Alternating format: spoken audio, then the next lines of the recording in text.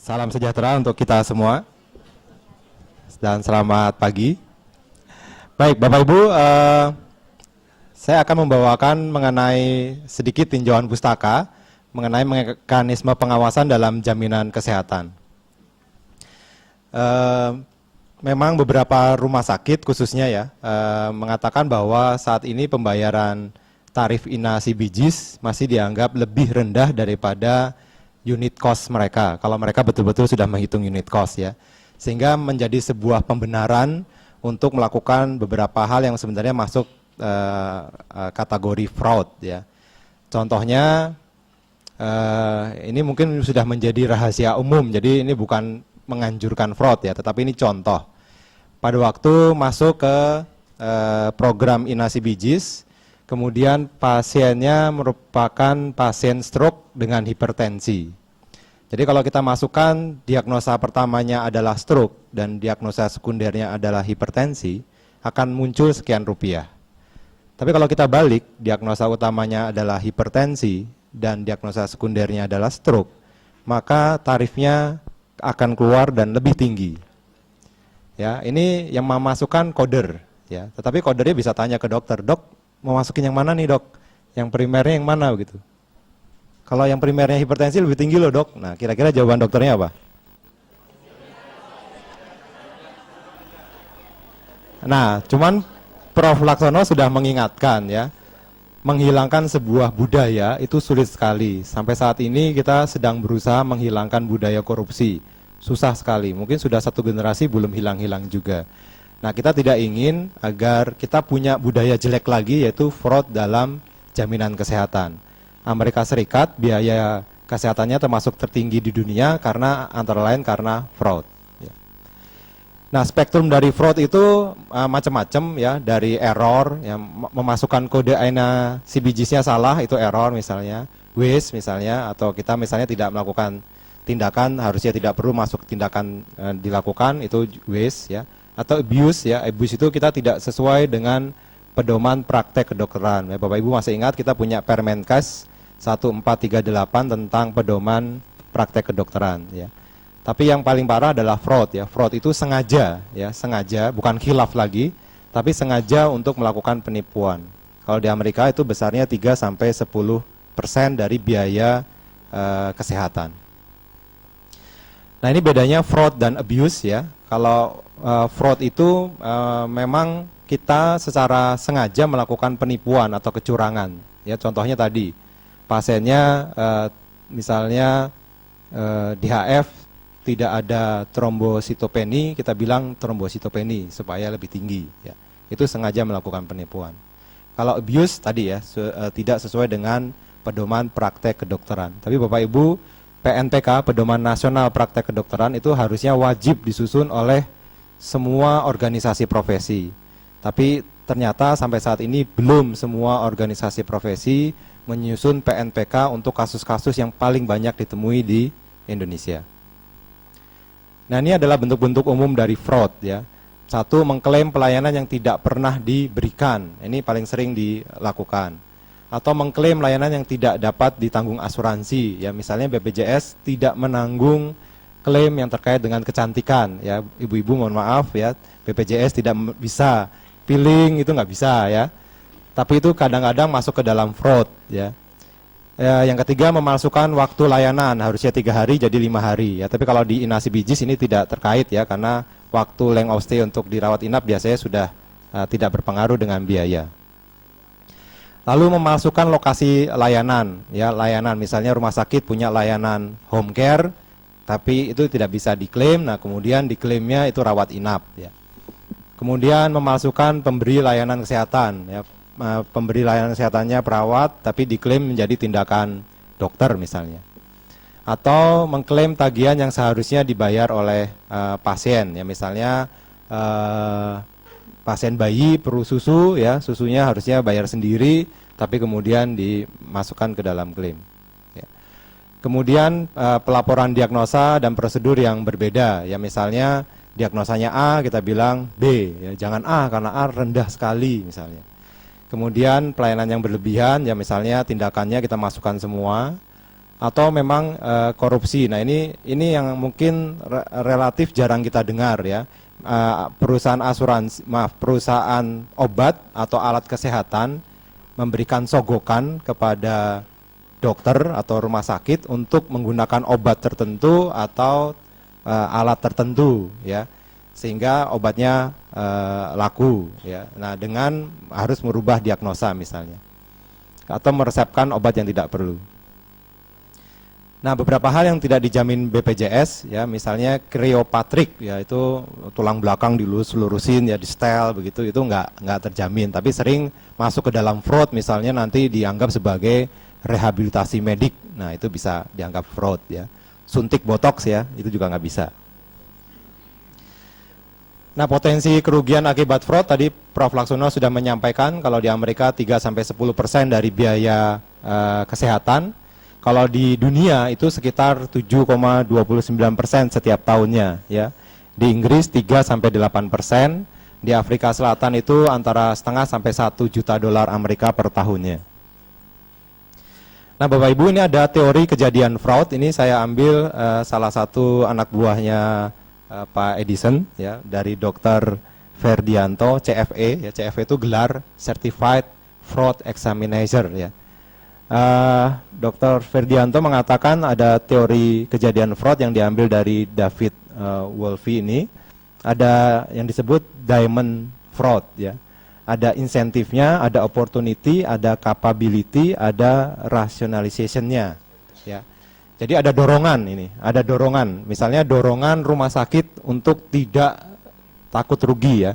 Bapak Ibu kalau baca di website Mutu Pelayanan Kesehatan, mutupelayanasehatan.net, itu ada berita ya, berita bahwa ternyata menurut Kemenkes banyak rumah sakit yang untung dengan tarif INA CBGs. Tapi tolong diperhatikan dulu, disebut untung itu apa? Ya, apakah karena lebih tinggi dari tarif sebelumnya? Beberapa RSUD itu punya tarif RSUD yang ditentukan oleh Pemda tahun 2006 atau 2009 ya. Tidak disusun berdasarkan unit cost ya. Jadi apakah betul sudah menutup cost kita tidak tahu ya. Nah, jadi ada dorongan untuk menutupi atau mengurangi kerugian. Yang kedua, punya kesempatan. Bapak Ibu rumah sakit punya kesempatan untuk melakukan fraud. Ya, siapa yang tahu bahwa harusnya diagnosa primernya adalah hipertensi, bukan stroke atau kebalikannya. Ya, punya kesempatan. Yang ketiga, punya capability. Ya, memang punya kemampuan untuk melakukan hal tersebut. Ya, punya kecerdasan. Saat ini yang paling paham bagaimana memasukkan alokasi diagnosa tindakan itu rumah sakit. BPJS mungkin justru pada waktu menyusun tarif INA CBGs justru tidak dilibatkan misalnya. Ya. Nah, itu termasuk juga nanti kepolisian atau KPK. Mereka saat ini masih sangat awam tentang fraud dalam pelayanan kesehatan. Ya. Terus kemudian juga rasionalisasi tadi ya, rasionalisasinya. Dapat pembenaran bahwa memang saat ini biaya INA CBGs-nya terlalu rendah misalnya. Nah, Bapak Ibu, ada 5 prinsip untuk mengatasi fraud dalam bidang kesehatan ya. Yang pertama itu yang terkait dengan pendaftaran provider ya. Ini pendaftaran secara provider. Ini baik provider di tingkat pertama maupun di tingkat lanjut. Saat ini memang sudah ada mekanisme untuk menjadi provider BPJS. Kemudian kalau saat ini secara otomatis yang dulunya provider PT Askes bisa nanti menjadi provider BPJS. Tapi nanti secara periodik akan dilakukan penilaian ulang. Kalau ternyata tidak baik, termasuk kalau melakukan fraud, harusnya tidak diperpanjang sebagai provider. Ya. Yang kedua, pembayaran. Ini harusnya kita punya mekanisme atau metode pembayaran yang masuk akal dan responsif. Jadi kalau Bapak Ibu kita tanyakan, tarif INA CBGs itu turunannya bagaimana, rumusnya bagaimana misalnya. Kalau Bapak Ibu tidak bisa menjawab, tidak tahu, maka itu termasuk metode pembayaran yang belum dapat dipahami bersama. Jadi kita harus punya metode pembayaran yang bisa dipahami bersama. Atau kalau kapitasi ya, ditentukan puskesmas sekian ribu rupiah misalnya, itu caranya bagaimana?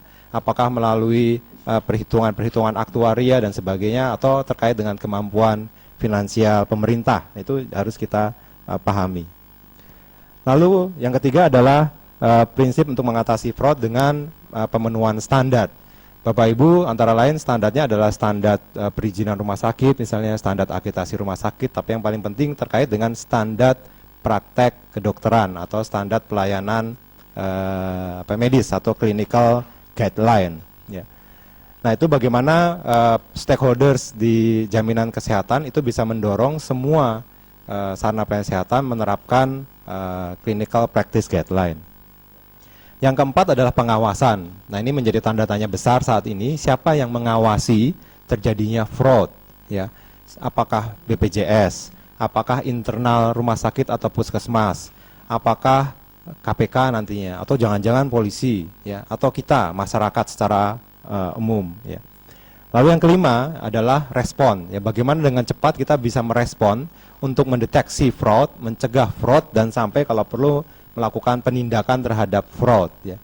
BPJS memang baru 2,5 bulan ini berjalan. Apakah kita akan menunggu 1 tahun baru kita jalankan deteksi? Mungkin terlambat, ya. Mungkin sejak awal itu sudah kita punya sistem merespon sebuah terjadinya fraud.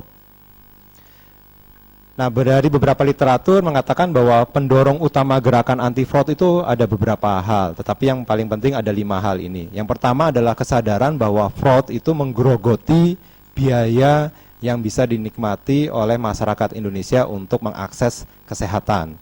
Itu yang menjadi dorongan pertama untuk gerakan anti fraud. Yang kedua, ini terkait juga dengan quality of care atau patient safety. Ya, saya senang sekali ada Pak Sutoto di sini dari Persi dan juga KARS.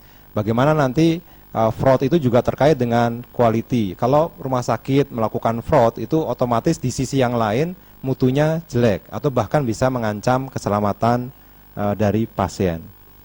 Yang ketiga adalah kesadaran dari media massa. Ya, saat ini di media massa kalau Bapak Ibu baca mengenai Jaminan Kesehatan Nasional atau BPJS itu masih yang terkait dengan secara teknis mengakses pelayanan. Misalnya pensiunan pegawai negeri dulu kalau pergi ke Askes masih muda, kemarin sempat mengalami kendala karena harus kembali setiap minggu atau setiap 2 minggu misalnya.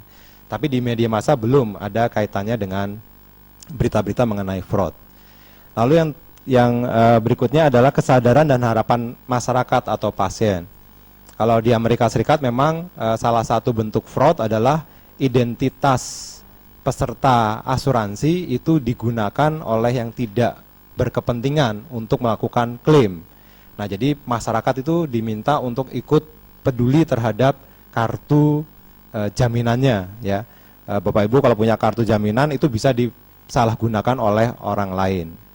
Lalu yang terakhir adalah kesadaran dan harapan untuk dari manajemen senior. Nah, termasuk di dalamnya adalah manajemen senior di Kementerian Kesehatan, di Dinas Kesehatan, di rumah sakit, termasuk juga di Komite Medik, ya. Jadi hari ini kita akan membahas 3 hal, ada di Dinas Kesehatan, Direktur Rumah Sakit, dan juga di Komite Medik. Nah, ini Bapak Ibu adalah contoh pengawasan, misalnya di Amerika Serikat, itu dengan meluncurkan kampanye Help Prevent Fraud, ya. Ini banyak memberikan edukasi kepada masyarakat untuk sadar terhadap kasus fraud, ya. Ini macam-macam. Contohnya ini Bapak Ibu, mereka pada waktu pasien pulang dari rumah sakit itu otomatis pasien tersebut akan dikirimkan salinan dari Medicare summary notice-nya. Jadi mereka akan dapat kalau di kita juga ringkasan resume pasien pulang, itu pasiennya setelah seminggu di rumah dapat kiriman juga. Si pasien bisa membaca apa saja yang diklaimkan oleh rumah sakit. Jadi misalnya dilakukan tindakan A, B, C misalnya, itu muncul. Nah, si pasien bisa melakukan klarifikasi apakah betul atau tidak, ya. Jadi dia kalau menemukan adanya kejanggalan dia bisa lapor. Dia juga bisa akses ini mymedicare.gov atau dia bisa telepon online dan sebagainya. Nah, ini contoh pengawasan di Amerika dengan melibatkan masyarakat. Lalu di Indonesia, ya, di Indonesia saat ini ada yang disebut namanya sebagai ACFE, Association of Certified Fraud Examiner. Ini anggotanya sekitar 800 orang, ini cabang dari Amerika, sudah ada 100 lebih cabang di seluruh negara, ya. Tugas mereka terutama adalah untuk melakukan pencegahan dan preventif. Nah, kalau Bapak Ibu mendengar ada seseorang dengan sertifikasi CFE, itu berarti dia punya kemampuan sebagai ahli untuk melakukan pencegahan, deteksi dan juga deterrence dari pada fraud. Di Indonesia sendiri sekarang jumlahnya ada 849. Ternyata banyak sekali anggotanya terdiri dari anggota KPK, BPK, perbankan, perusahaan, BPJS dan sebagainya. Ya. Meskipun demikian, fraud di sini itu sangat luas sekali, ya, tidak hanya dalam bidang kesehatan, tetapi mungkin dalam tahun-tahun ini mereka punya minat yang besar terhadap jaminan kesehatan. Nah, saya tutup presentasi saya dengan slide terakhir ini, yaitu dalam bentuk pertanyaan, siapa menurut Bapak Ibu investigator fraud di Indonesia? Siapa tadi yang akan bertugas sebagai agen-agen untuk melakukan pencegahan fraud, deteksi fraud, dan juga melakukan penindakan fraud? Itu bisa, apakah bisa satuan pengawas internal SPI rumah sakit, atau verifikator BPJS, atau auditor internal BPJS, atau KPK, atau kepolisian, ya. Tapi Bapak Ibu, sebagai catatan, saya sendiri lama berkecimpung dalam quality improvement. Maka kalau mendengar kata-kata fraud, pikiran utama saya, fokus utama saya adalah melakukan upaya pencegahan. Ya, bagaimana kita mencegah? Karena bagaimanapun juga mencegah lebih baik daripada mengobati. Ya. Bapak Ibu, ini referensinya, dan terima kasih atas partisipasi Bapak Ibu dalam kegiatan ini. Terima kasih.